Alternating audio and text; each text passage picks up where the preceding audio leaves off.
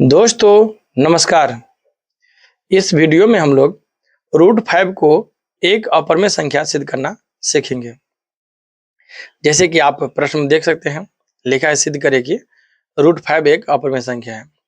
देखिए ये प्रश्न बोर्ड एग्जाम के लिए बहुत ही ज़्यादा इम्पोर्टेंट है, क्योंकि हर साल 3 से 4 नंबर में ये एग्जाम में पूछे जाते हैं और आप इस प्रश्न को इस वीडियो के माध्यम से बहुत ही आसानी से सीख सकते हैं। बस इस वीडियो को आपको लास्ट तक देखना होगा। तो चलिए शुरू करते हैं।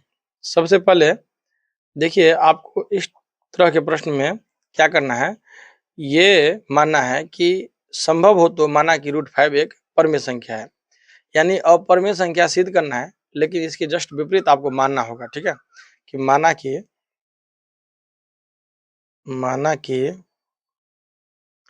√5 एक अपरिमेय संख्या है।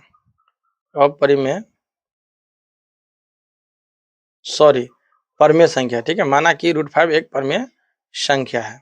ये आपको मानना पड़ेगा, अपरिमेय नहीं, ठीक है? परिमेय संख्या है, ये आपको मानना होगा। अपरिमेय तो सिद्ध करना है, तो मान लिए। अब देखिए जैसे ही आप परिमेय संख्या मान लेंगे, तो आपको शर्त के अनुसार ये लिखना होगा कि √5 बराबर हो जाएगा P/Q, क्योंकि ये परिमेय संख्या का परिभाषा होता है कि ऐसा संख्या परिमेय संख्या होता है जो P/Q के रूप का हो, और जहाँ पर एक शर्त है कि Q बराबर 0 नहीं होना चाहिए और P और Q सअभाज्य संख्या हो। P और Q अभाज्य संख्या हो, ठीक है? सअभाज्य संख्या हो। देखिए सअभाज्य का मतलब होता है एक ऐसा दो ऐसा संख्या जिसके अंतर्गत आपको एक के अलावा किसी से भाग न लगे, यानी उसमें एक के अलावा कोई दूसरा संख्या उभयनिष्ठ न हो। तो इसीलिए हम लोग P और Q को सअभाज्य संख्या कहते हैं, तभी वो परिमेय संख्या कहलाएगा।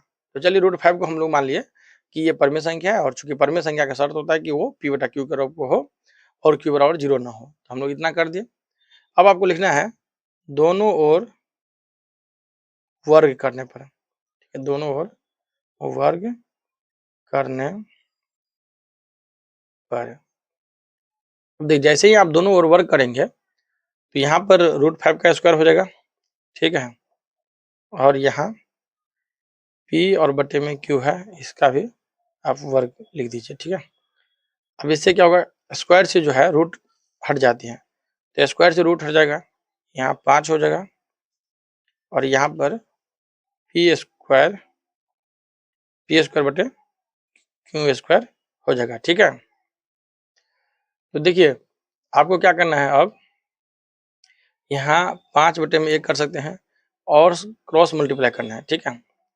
तो 5 को Q स्क्वायर से गुना हो जाएगा, तो 5 गुने में हो जाएगा Q स्क्वायर बराबर हो जाएगा P स्क्वायर, ठीक है?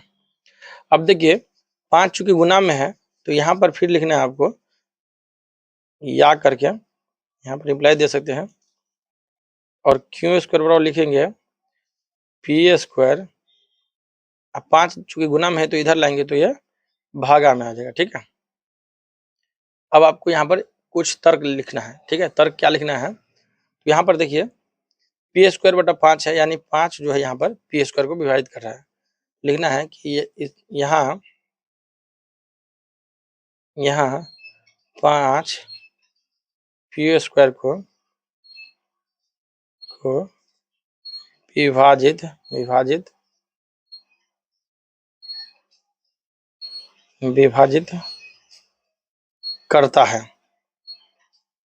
करता है, ठीक है?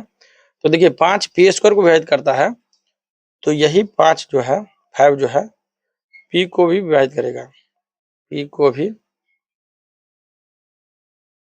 विभाजित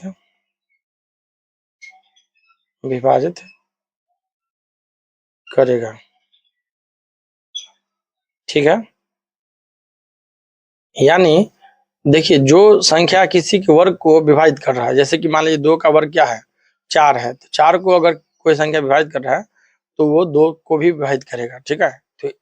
इसलिए ये शर्त है। अब देखिए आगे क्या करना है आपको कि मान लेना है, माना कि p बराबर में 5 और m मान लीजिए, कोई संख्या राशि मान लीजिए, ठीक है। तो 5m मान लिए, ठीक है। और यहाँ पर आपको समीकरण 1 मानना है। यहाँ पर देखिए समीकरण 1 मानना है, ठीक है।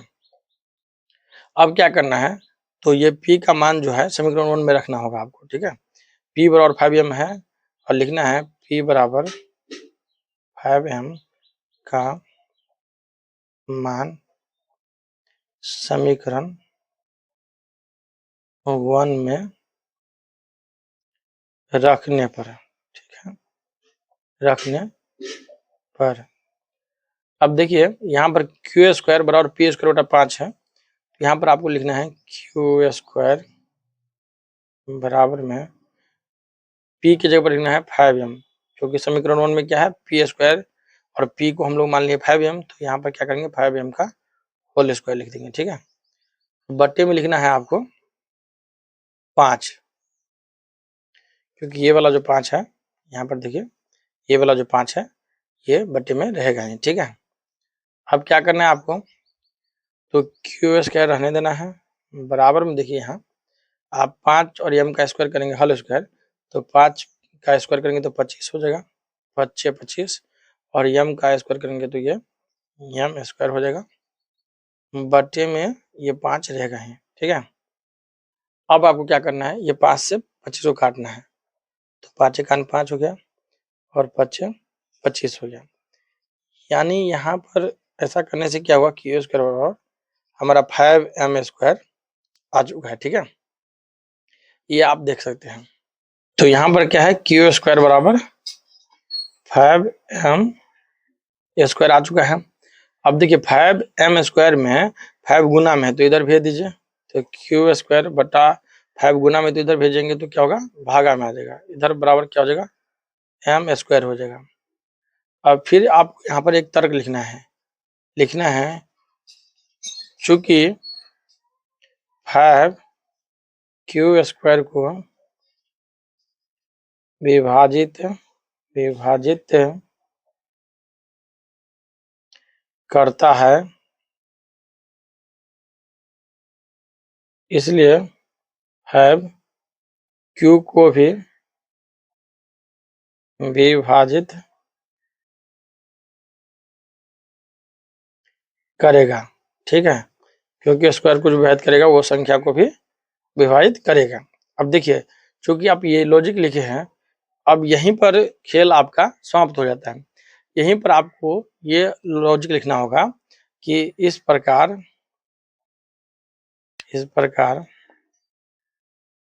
हम देखते हैं कि 5 p और q दोनों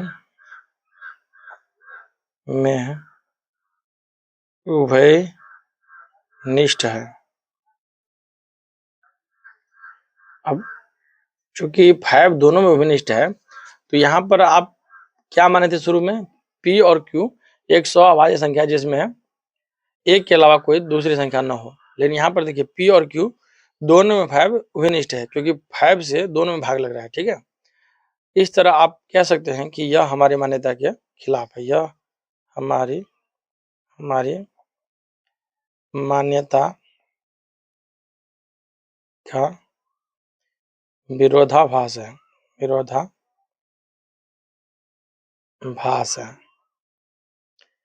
अब चूंकि यह आपकी मान्यता का विरोधाभास है, अतः क्या होगा, इसलिए क्या होगा, √5 एक परिमेय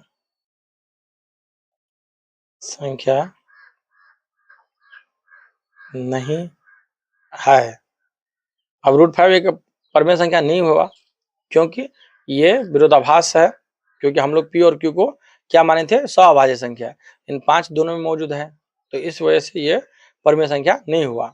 तो अतः √5 क्या हुआ, लिखेंगे अतः √5 एक अपरिमेय संख्या है, अपरिमेय संख्या है। ये आपका प्रूव्ड हो गया। ठीक है, देखिए ये लॉजिकल प्रूव करना होता है, कुछ शब्द लिखना होता है जिसको आप लिख देंगे तो आपको एग्जाम में फुल नंबर मिलेगा और पूरे का पूरे अंक आपको मिलेगा इस एग्जाम में। क्योंकि देखिए यहाँ पर आप देख सकते हैं, आपको प्रश्न समझ में आ गया होगा। हम लोग सबसे पहले क्या माने थे, हम लोग जो है 5 को एक परिमेय संख्या माने थे और फिर जो कि हमारी मान्यता का विरोधाभास किया और 5 जो है परिमेय संख्या नहीं हो पाया, तो √5 एक तरह से क्या हो जाएगा, एक अपरिमेय संख्या हो जाएगा। ठीक है, तो हम लोग इस तरह से बना सकते हैं इसे। और चलिए वीडियो आपको अच्छी लगी हो तो इस चैनल पर सब्सक्राइब कीजिए और वीडियो को एक लाइक कीजिए। तब तक के लिए बाय बाय।